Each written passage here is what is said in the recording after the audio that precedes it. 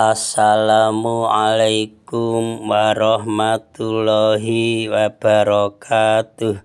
Selamat berbahagia jamaah ngaji tafsir Al-Quran dengan referensi kitab tafsir Al-Ibris Mu'alif Mbah Kyai Haji Bisri Mustafa Rembang dengan sanad Mbah Kyai Haji Samsul Mu'in Khalid, pendiri dan pengasuh Pondok Pesantren Darul Amin Cacak Banyuwangi, Jawa Timur.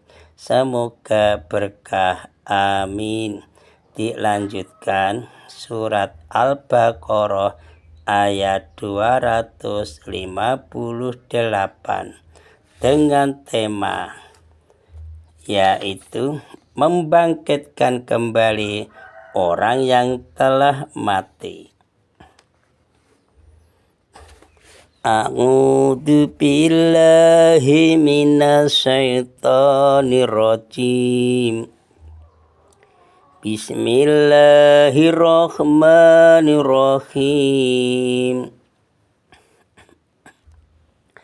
Alam tara ilal ladzi hajja Ibrahim fi rabbih an atahu mulk. Id qala Ibrahim rabbiyal ladzi yuhyi wa yumit. Qala ana uhyi wa umit. Qala Ibrahim fa inna Allaha ya'ti bisyamsi minal masyriqi fa'ti biha minal maghribi fa buhital ladzi kafar. Wallahu la yahdil qaumadz zalimin. Alam taro ana tora waruh sira Muhammad ilal lati marang ceritane wong haja kang madoni sapa lati Ibrahim ing Nabi Ibrahim alaihi salam. Yang dimaksud alati haja itu Raja Namrud. Fi rabbi'in dalam pengirane Nabi Ibrahim alaihissalam. An atahu tume maringi ing alati hajai Raja Namrud sapa Allah Gusti Allah Ta'ala al-mulka ing kerajaan, kekuasaan. Itkala nalikane takon sapa Ibrahim Nabi Ibrahim alaihissalam. Itkala nalikane jawab sapa Ibrahim Nabi Ibrahim alaihissalam, Rabbiya utai pangeran ingsun Nabi Ibrahim iku alati dat yuhyika nguripake sapa alati wa yumituna mateni sapa alati, maksudnya Allah. Qala jawab sapa alati khajar Raja Namrud, ana uhyi wa umit. Ana ingsun Raja Namrud iku uhyi bisa nguripi sapa ingsun wa umitulan bisa mateni sapa ingsun Raja Namrud. Qala tawu sapa Ibrahim Nabi Ibrahim alaihissalam, fa inna Allaha maka satune Allah Ta'ala iku yatinakaken sapa Allah bisamsi ing srengenge minal masyriqi saking jagat wetan. Fakti mongko nekakno sira Raja Namrud biya kelawan srenge minal maghribi saking jagat kulon arah jagat kulon. Fabita mongko bingung meneng sapa lati Raja Namrud kafaro kang kafir sapa lati.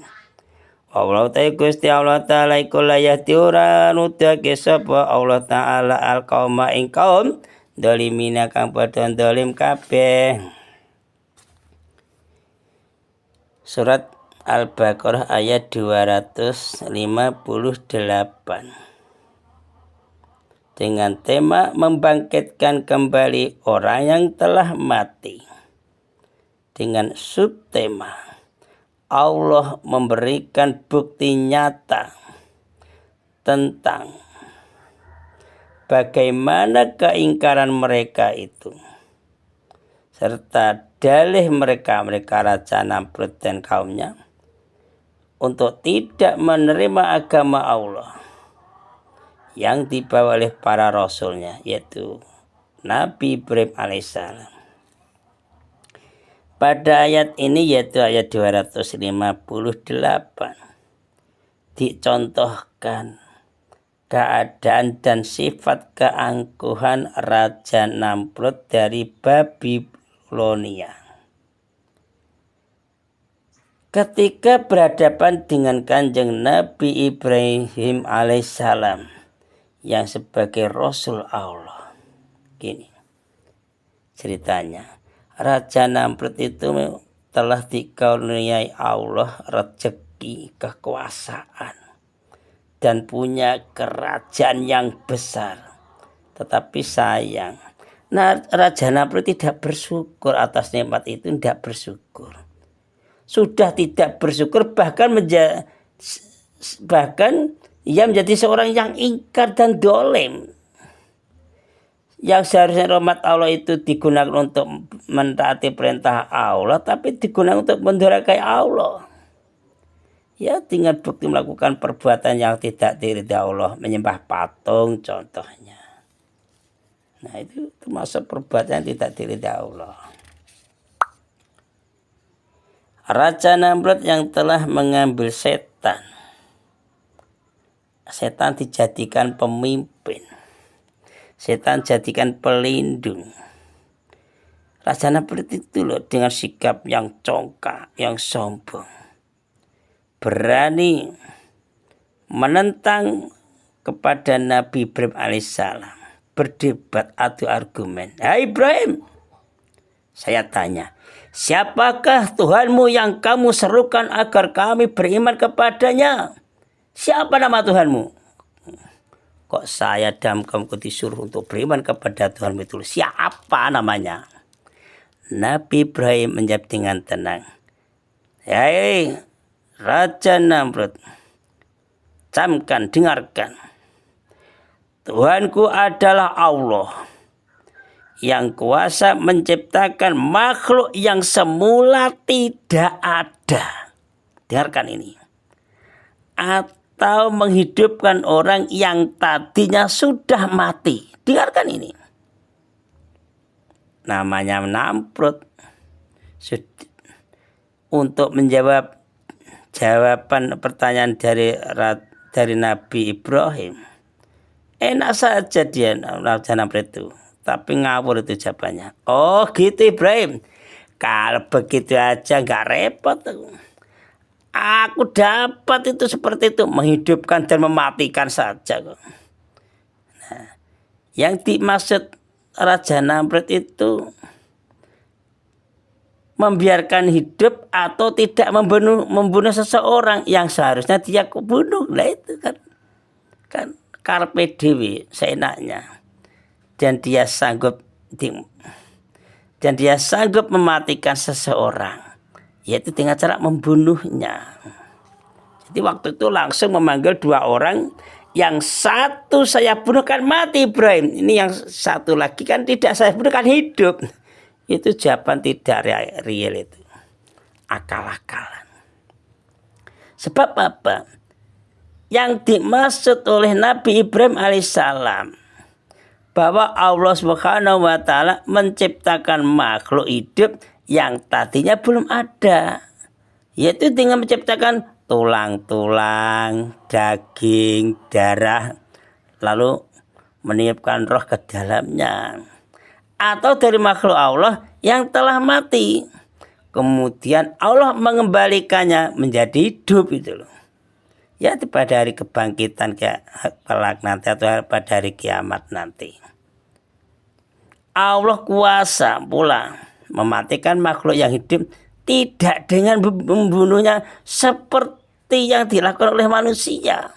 Melainkan apa? Dengan cara mengeluarkan roh makhluk tersebut dengan datangnya ajal atau dengan terjadinya hari kiamat kelak. Maka jawaban Raja Namrud yang disebutkan dalam ayat ini kan adalah cuma olok-olokan belaka itu. Jadi tidak sesuai dengan apa yang dimaksudkan oleh Nabi Ibrahim. Ya jelas tidak nyaut namanya orang kafir. pola pikirnya ya nggak nyahut, ya seenaknya saja. Oleh karena zaman Raja Namrud itu tidak ada nilainya lah, nol itu akal-akalan. Maka Kanjeng Nabi Ibrahim alaihissalam tidak mengindahkan jawaban itu, tidak menggubris jawaban Raja Namrud itu, tidak digubris oleh sama Nabi Ibrahim alaihissalam. Kemudian Nabi Ibrahim alaihissalam bertanya lagi kepada Raja Namrud, "Hai Namrud, Tuhanku Allah itu kuasa menerbitkan matahari dari timur. Kalau begitu coba, maka terbitkanlah olehmu matahari itu dari barat." Ya, kesekak mutlak ini. Raja Namrud tidak dapat menjawab, dia bungkem, tidak berkutik sama sekali. Lingu tolah-toleh. Ya, seperti patung. Bengong gitu loh. Di sini dapat dilihat perbedaan, yaitu antara Kanjeng Nabi Ibrahim alaihissalam dan Raja Namrud. Nah, perbedaannya begini. Kalau Nabi Ibrahim alaihissalam itu memang sebagai Rasul Allah yang beriman dan taat kepada Allah. Nah, senantiasa karena beriman dan taat, Nabi Ibrahim selalu memperoleh petunjuk dari Allah. Ya, sehingga Nabi Ibrahim tidak kehilangan akal dan tidak kehilangan dalil di dalam adu argumen atau perdebatan itu. Bahkan dalilnya yang terakhir, yaitu tentang bukti kekuasaan Allah dapat membungkam Raja Namrud. Nah, kesekak langsung, mutlak gitu. Nah, perbedaan begini, kalau Raja Namrud itu kayak yang ingkar, yang durhaka kepada Allah, ya benar-benar tidak mendapat petunjuk dari Allah. Karena tidak mendapat petunjuk dari Allah, sehingga Raja Namrud kalah dan tidak dapat berkutik lagi untuk menjawab tantangan Nabi Ibrahim alaihissalam. Jelas memang tidak mendapat petunjuk. Itulah akibat orang yang mengambil setan sebagai pemimpin dan pelindung mereka.